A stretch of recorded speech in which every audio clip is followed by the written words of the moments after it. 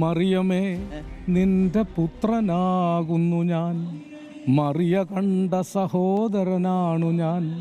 മറിയമേ നിന്റെ പുത്രനാകുന്നു ഞാൻ, മറിയ കണ്ട സഹോദരനാണു ഞാൻ. രാജാക്കന്മാരുടെ രാജാവേ നിന്റെ രാജ്യം വരയണമേ, നേതാക്കന്മാരുടെ നേതാവേ നിന്റെ നന്മ നിറയണമേ എന്ന് പ്രാർത്ഥിച്ച് വളരെ സാധാരണക്കാരായ ആളുകൾ ഒലീവിലകളുമായി രാജാധിനാഥനായി രാജാധിരാജനായി യേശുദേവനെ വാഴ്ത്തിച്ച ദിവസമാണ്. അനേക നൂറ്റാണ്ടുകൾക്ക് ശേഷം ഈ മനുഷ്യർ പാവപ്പെട്ടവർക്ക് വേണ്ടി, നിന്ദിതർക്ക് വേണ്ടി, നിരാശർക്ക് വേണ്ടി, അനാഥർക്ക് വേണ്ടി, രോഗികൾക്ക് വേണ്ടി, ദുഃഖിതർക്ക് വേണ്ടി തൻ്റെ രക്തവും മാംസവും അപ്പവും വീഞ്ഞുമാക്കി തീറ്റിച്ച വിപ്ലവകാരിയായ യേശുവായിട്ടാണ് ഞാൻ പറയാ.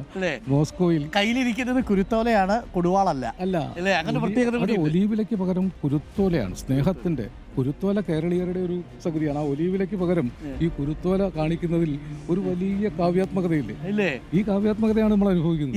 ഇത് വേണമെങ്കിൽ നിങ്ങൾക്ക് മറ്റൊരു രീതിയിൽ വലിയ വാളെന്ന് കാണാം. സ്നേഹത്തിന്റെ വാളാണ് അല്ലേ? കവിത, പാട്ട് ഏതും വഴങ്ങുന്ന ആളാണല്ലോ നമ്മൾ പറയണ്ടല്ലോ. സാംസ്കാരിക തലസ്ഥാനത്ത് സാംസ്കാരിക നായകൻ നയിക്കട്ടെ എന്നുള്ളതാണ് ആ മെസ്സേജ്. വളരെ കൃത്യമല്ലേ? ഇത് നോക്കിക്കഴിഞ്ഞാലേ ഈ ചില ആളുകൾ ഇങ്ങനെ പടവെട്ടാനായിട്ട് വാളുമായിട്ട് നിൽക്കും. ഇത് സ്നേഹത്തിന്റെ വാളായിട്ട് ഇങ്ങനെ കുരുത്തോലയുടെയും സ്നേഹത്തിന്റെയും അതിനെ കുറിച്ച് ഒരു പ്രഭാഷണം നടത്തി കഴിഞ്ഞു.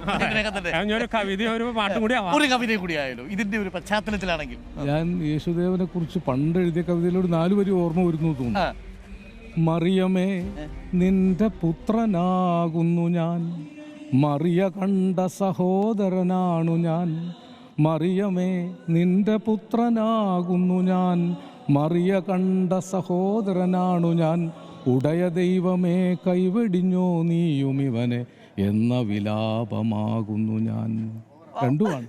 മറിയയുടെ മകനുമാണ്, മഗ്ദലന മറിയയുടെ സഹോദരനുമാണ്. അവസാനം ദൈവമേ നീയും എന്നെ കൈവെടിഞ്ഞു എന്ന് ചോദിക്കേണ്ട അവസാനം ക്രിസ്തുവിൻ്റെ അവസാന ദിവസത്തെ പ്രാർത്ഥന വളരെ പ്രധാനപ്പെട്ടതാണ്.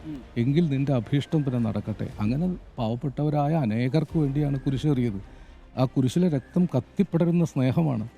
ഈ തെരഞ്ഞെടുപ്പ് കഴിയുമ്പോൾ കുരിശിലേറിയെന്ന് തോന്നുമോ അതോ കിരീടധാരണ നടത്തിയെന്ന് തോന്നുന്നു? രണ്ടും ഒരുപോലെയല്ലേ? നമുക്ക് രണ്ടും ഒരുപോലെയല്ലേ? സന്തോഷം സംസാരിച്ചതില്ല. മാത്രമല്ല ഈ മനോഹരമായ ഒരു മെസ്സേജ് കൂടി പ്രേക്ഷകർക്ക് കിട്ടിയില്ലേ? അപ്പോൾ സ്നേഹത്തിന്റെ കുരുത്തോലയുമായിട്ട് ഞങ്ങളത് അങ്ങോട്ട് പോകുന്നു. അപ്പോൾ വലിയ ആത്മവിശ്വാസം ഉണ്ടല്ലോ? ഉണ്ട്. ഡീൽ എന്തെങ്കിലും ഉണ്ടോ ഇവിടെ? എല്ലാവരും ഒക്കെ ഡീലിനെ കുറിച്ചായി ഇപ്പൊ ചർച്ച. ഞാൻ അത്തരം കാര്യങ്ങൾ ശ്രദ്ധിക്കാത്ത ഒരാളാണ്. ഞാൻ സത്യമായും സ്നേഹമായും പ്രവർത്തിക്കും. അതിന് പ്രതിഫലം കിട്ടും.